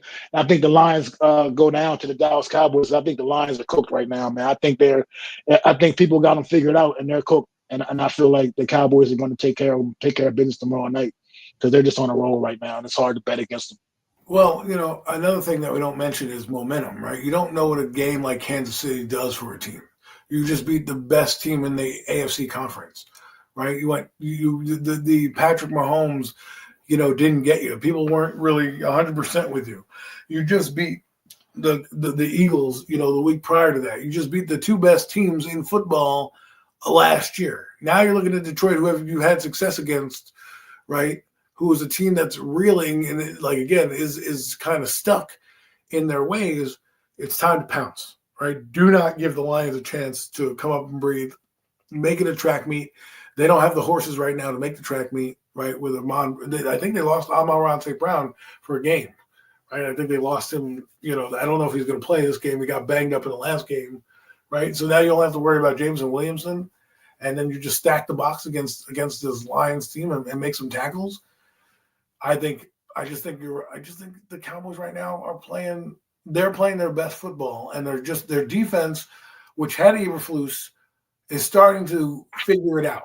Right, it took them long enough to get there, and now they have the playmakers to stop. And when you have a guy like Quinnen Williams who can help free up Kenny Clark, free up Odighizuwa, guys are starting to buy in. Dante Fowler's, as Arikis are coming through. Right, and you start the Logan Wilson's underrated move, right? Their linebacking core is now solid with Murray, Overshown, and Wilson. To me, that's three good linebackers as well that can do a lot of things. So, with that being said, and having the 10-day layoffs, right, back-to-back weeks, allowing you to get more guys healthy, allowing you to get more guys ingratiated into the defense. I just think it doesn't bode well for the Lions. And I know the Lions are taking their time off and whatnot, but I just feel like what I saw on Thursday gives me pause that they may not be the team that we thought they were. Thank you, Tudo. I'm glad you're enjoying your assignment over there in France, Tudo, right now, man. And I wish your team nothing but the best of luck, man. I hope you guys take care of business for the holidays, man. No doubt, man. But yeah. So I like everything you said. I agree with Adam.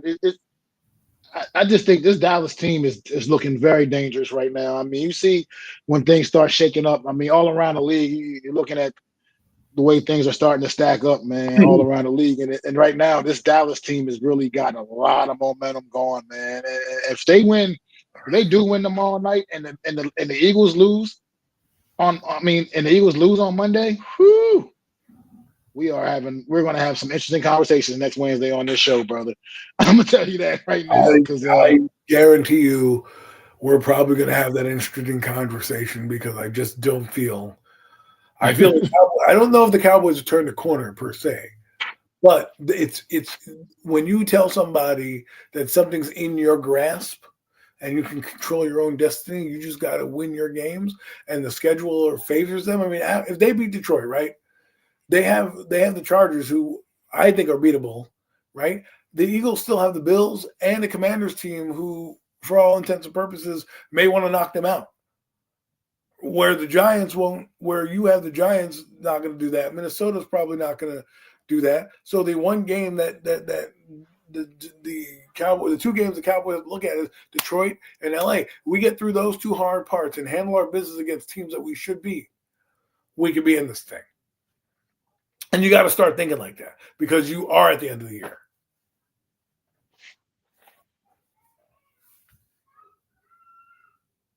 Okay, yeah, I'll check it out too, though. I'll try to find it on there, but I definitely got it, and I appreciate that, man. I'll try to look it up and try so I can check y'all game out, man. For real, for sure. But Yeah, this is. Yeah, I think I'm right with you with the Cowboys.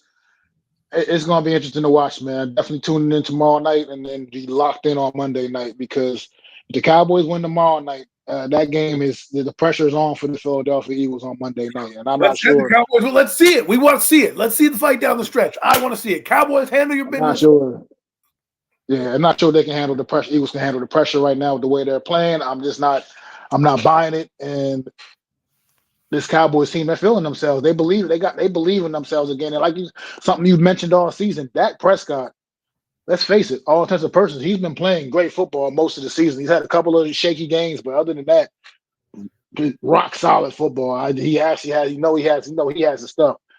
And what George Pickens has brought to the table, like you said, they need to be signing George Pickens yesterday. You know what I mean? Like I don't know what they're waiting for with that. And so, like I said, it's gonna be interesting. Like I said, I'm hoping for interesting. So I'm hoping that the Cowboys.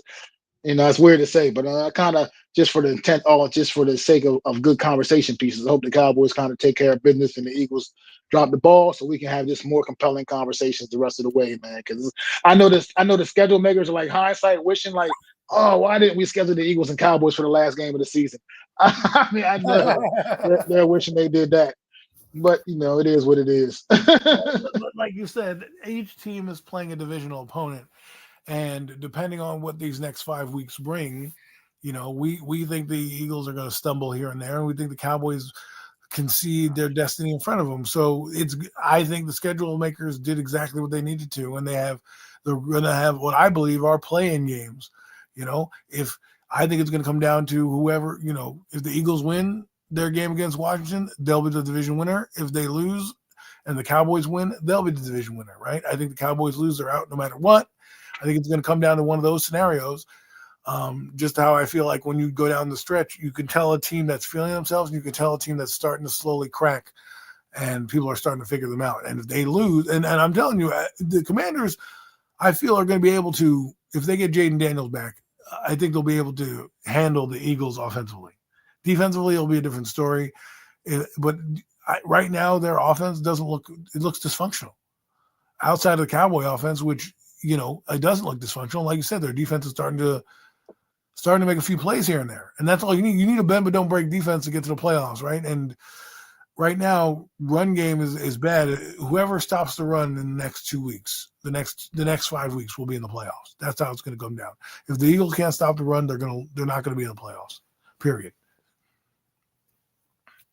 And you heard it. That's what it is, man. Like I said, it's going to take that. Like we mentioned earlier in the show, there's only the winner of this division is going to the postseason. They're not going to be a wild card team out of this division. Just don't foresee that happening unless a lot of other teams collapse all of a sudden, and I don't see that happening. So,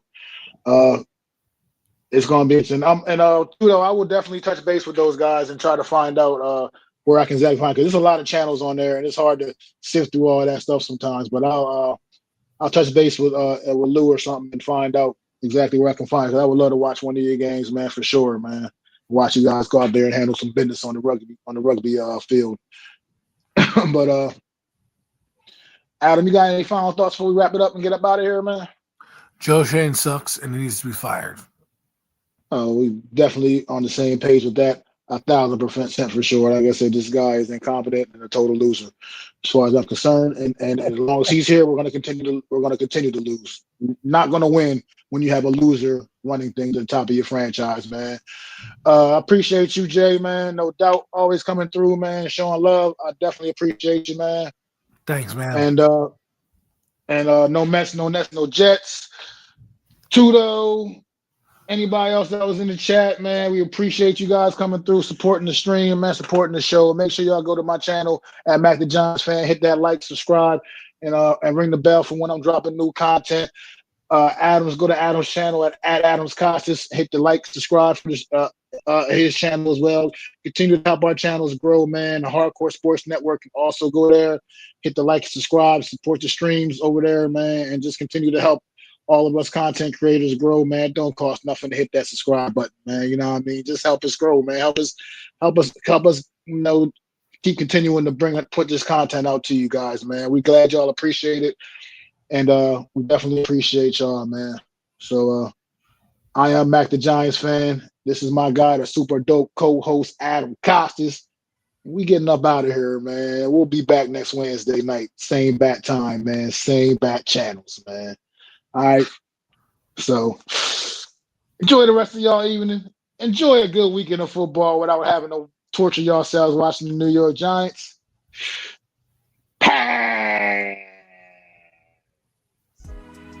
I'd like to thank you all for listening. If you was feeling this, please take time to subscribe and smack them likes. Feel free to drop a comment. Let me know what you think. Don't forget to ring that bell so you know when I'm dropping new content. It's your boy, Mac the Giants Fan. You can find me on Twitter, YouTube, and Facebook at Mac the Giants Fan. That's MACDA Giants Fan.